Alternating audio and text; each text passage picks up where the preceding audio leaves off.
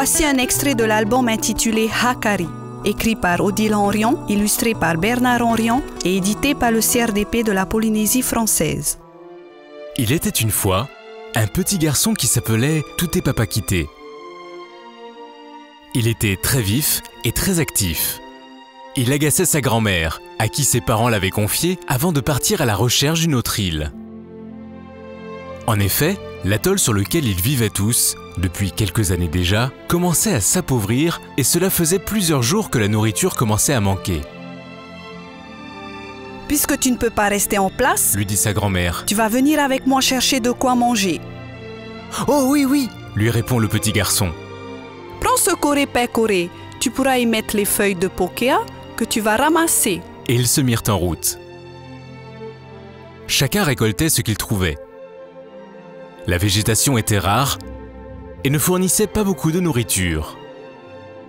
La grand-mère s'était confectionné une sorte de panier en feuilles de kahaya et avait déjà récolté une quantité importante de coquillages quand elle entendit son petit-fils hurler de terreur.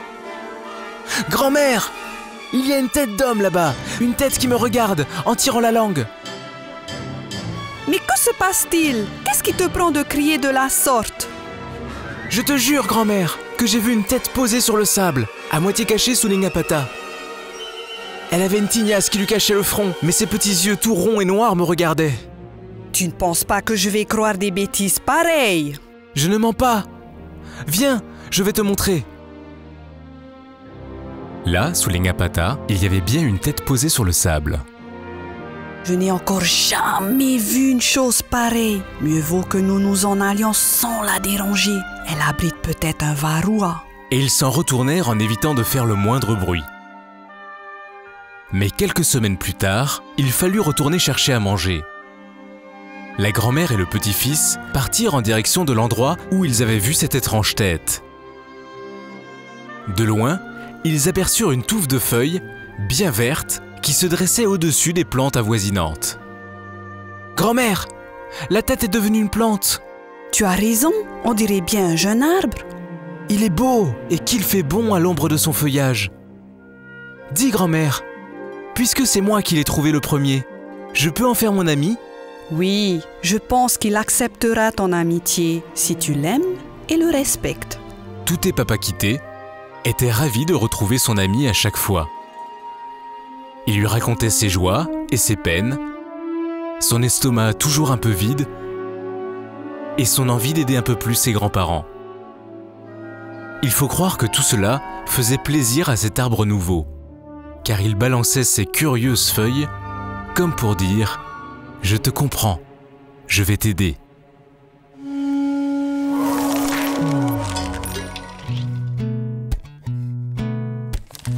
Touté Papakité est le personnage principal du récit. Peut-il être également considéré comme le héros?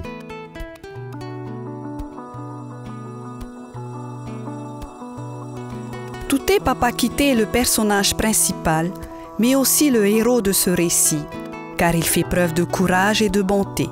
L'aide qu'il apporte à ses grands-parents et le respect qu'il leur accorde sont sans doute des valeurs morales dignes d'un héros.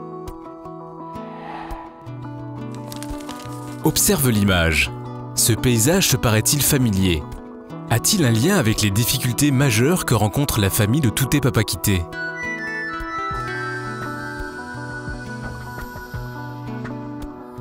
Ce paysage est celui d'un platier sur un atoll. Ce milieu terrestre, sec et aride, est souvent pauvre en ressources végétales et en eau. Le milieu maritime est riche, mais pas inépuisable. C'est pourquoi certains habitants doivent même partir sur d'autres îles pour trouver de la nourriture. C'est la disette. Observe l'image. À la fin de l'extrait, l'arbre laisse entendre au garçon qu'il le comprend et va l'aider. Qu'a fait Touté Papakité pour mériter son aide?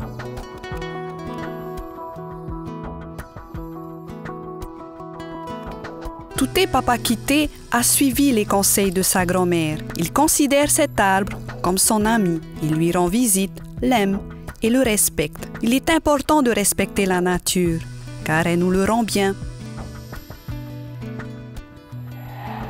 Tu as sans doute deviné que l'ami de notre personnage principal est un cocotier.